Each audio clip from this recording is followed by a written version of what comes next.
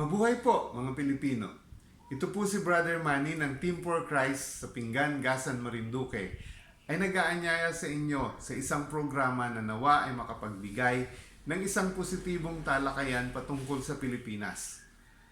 At upang masigurado natin ang usapang ito ay magiging makabuluhan, isinaman din po namin sa usapan ang patungkol sa kaligtasan o salvation.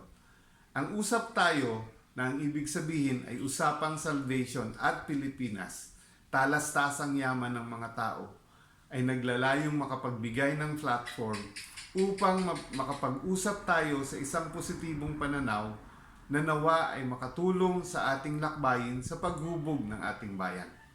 Ito po ay hindi political initiative, kundi isang inisyatibo na may paniniwala na may magandang plano ang Diyos para sa mga Pilipino. Kaya nga po, bilang isang sining, nawa ang positibong pakikipagtalastasan ay mabigyan ng puwang bilang isang art form ngayong National Art Month.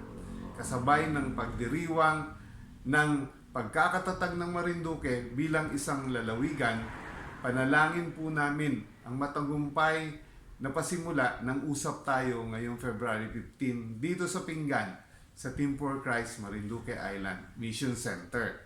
Muli, marami pong salamat sa inyong pansin. Basbasan nawa tayo ng puong may kapal. Salamat po.